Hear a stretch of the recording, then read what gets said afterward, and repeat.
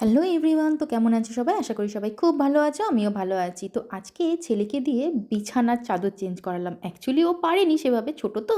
কিন্তু ওকে আমি আজকে মাথায় ঢোকালাম যে ও পারবে, ওকেও করতে হবে। যাই হোক, ওর আগ্রহ অনেক ছিল।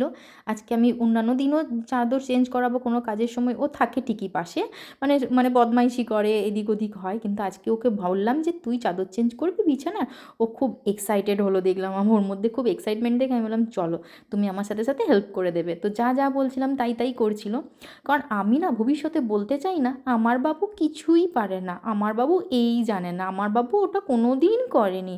এই ন্যাকা ন্যাকা কথাগুলো শুনতে আমার বড্ড বিরক্ত লাগে কেউ যদি কখনো বলে। কারণ অনেকেরই চিন্তাধারা আছে ঘরের কাজ মানে মেয়েদেরকেই করতে হবে, ছেলেরা আবার কি ঘরের কাজ করবে।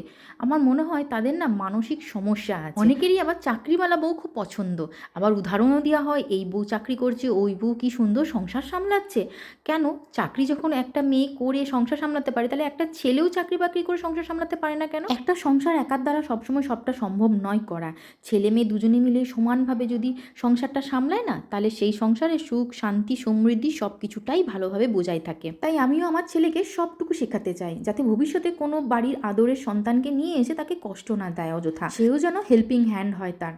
আবার অনেক সংসারে দেখিয়েছি মাদের ন্যাকা ন্যাকা কথা, বাবারই আমার ছেলেকে বিয়ের পরে এই করে দিল, বাবারই বিয়ের পর ওই করে দিল, বাবারই বউয়ের হয়ে কী কাজ করছে, বাবারই বউয়ের কথায় ওঠে বসে, বাবারই এত কাজ তো আমার ছেলে আগে করতো না, এ এসে আমার ছেলেকে একদম এ করতো। এইসব ন্যাকা ন্যাকা কথা যারা বলে না, গা পিত্তিটা চলে যায়। বিশ্বাস করুন ইনাদের না মানসিক প্রবলেম আছে। বিশ্বাস করুন এত যদি লুতুপুতু ছেলে হয় তাহলে বিয়ে দেওয়ার কি দরকার ছিল, ঘরেই তো রাখতে পারতো। আবার ইনারাই অন্য সময় বলেন বাবারই আমার কি ভালো জামাই হয়েছে, মেয়ের কত হেল্প করে দেয়, মেয়েকে কি ভালোবাসে। জামাই করলে খুব ভালো, আর ছেলে করলেই বৌমা তখন খুব খারাপ হয়ে যায় এদের কাছে।